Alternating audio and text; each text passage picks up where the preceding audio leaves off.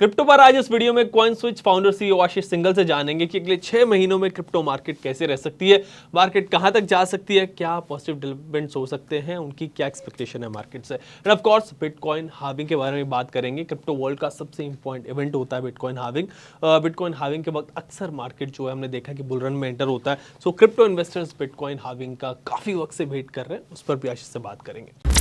Hi Ashish, welcome to uncut. Crypto market पर आपसे कुछ इंपॉर्टेंट बात करनी है। सो इस साल क्रिप्टो मार्केट से आपकी क्या एक्सपेक्टेशंस हैं? इवन दो एसईसी ने जो यूएस में मतलब थोड़े इश्यूज क्रिएट कर दिए, क्रैक डाउन कर दिया क्रिप्टो पे, जिसकी वजह से मार्केट हुई डाउन है अभी। बट ओवरऑल इस साल क्रिप्टो मार्केट कहाँ जा सकती है, क्या एक्सपेक्टेशंस है? हमारा एक्सपेक्टेशन हमेशा पॉजिटिव ही रहेगा, बिकॉज हमें लगता है कि ऑल्दो स्मॉल बम्प्स आएंगे इस रोड में, बिकॉज ये क्रिप्टो काफी बड़ा सेक्टर है.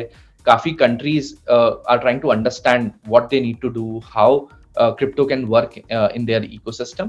But overall, we are seeing very positive developments across the world, right? Like I took an example of Mica, taking the first steps into making sure how crypto can be regulated in the entire EU.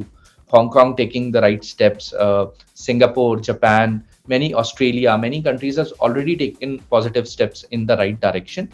And I believe, hopefully, over time, many other countries like US, India would also join the race in competing on building this technology and owning this technology as we go on, right? So, I personally feel that this technology is the future, is creating the next internet. जैसे आज हम AI की बात कर रहे हैं, जैसे हम इंटरनेट की बात करते थे, कंप्यूटर्स की बात करते थे, this is a paradigm shift in the making. It only requires time. And obviously regulations to make it happen, and regulations would always come slowly because people have to understand this technology better, realize the potential of it, and then invest in it to grow this technology. So everything takes time. I think 12 साल में हम बहुत दूर पहुंच गए हैं. अभी और यहाँ से 4-5 साल दूर I see a very bright future for the crypto. Fine Ashish, अब क्रिप्टो इन्वेस्टर्स का इस वक्त का सबसे फेवरेट टॉपिक भी डिस्कस कर लेते हैं, बिटकॉइन हार्विंग। बड़ा एंटिसिपेशन है पूरे क्रिप्टो वर्ल्ड में बिटकॉइन हार्विंग को लेकर। पीपल आर एक्सपेक्टिंग एक और बुल रन, एंड एक परसेप्शन भी है बिटकॉइन हार्विंग के वक्त प्राइसेस जो वो शूट कर जाते हैं, एक बुल रन की शुरुआत होती है। सो आप क्या एक्सपेक्ट कर रहे हैं? एंड तब तक रेगुलेशंस भी मतलब आई वुड से काफी हद तक क्लियर हो जाएंगे, रेगुलेशन पे क्लैरिटी आ जाएगी, तो क्या एक और बुल रन में फिर से एंटर करने वाले हैं? मैं यूजुअली स्पेकुलेशन से दूर ही रहता हूँ.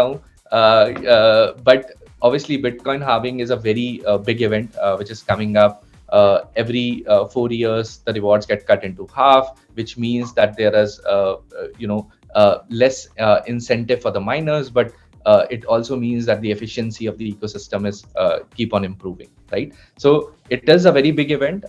हर event में हमने देखा है जब भी Bitcoin halving हुई है, within that 1.5 years of it is followed by a bull run.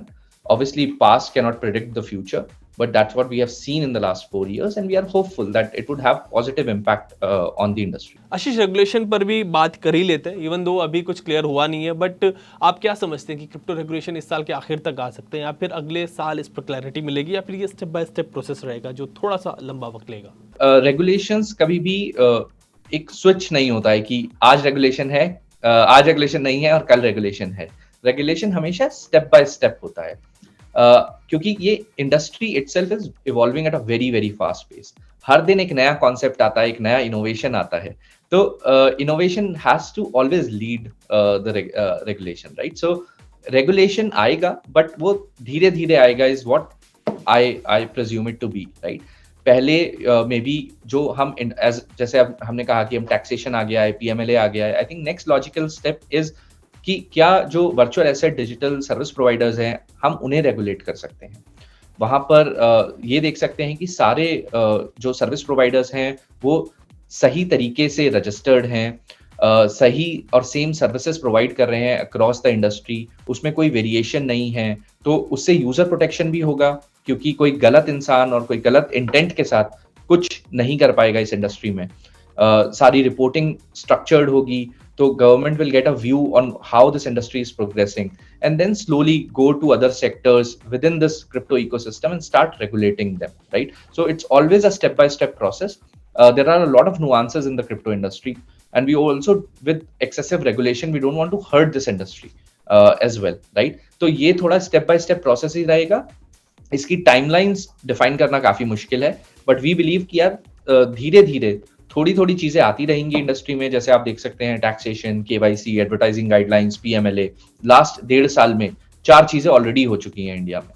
ऐसे ही हम बिलीव करते हैं कि जैसे ही हम आगे जाएंगे नेक्स्ट ईयर तक, ऐसी और चीजें और स्टेप्स गवर्नमेंट लेगी जिससे वो यूजर को भी प्रोटेक्ट कर पाएगी और इस इंडस्ट्री की ग्रोथ को भी बढ़ावा दे पाएगी।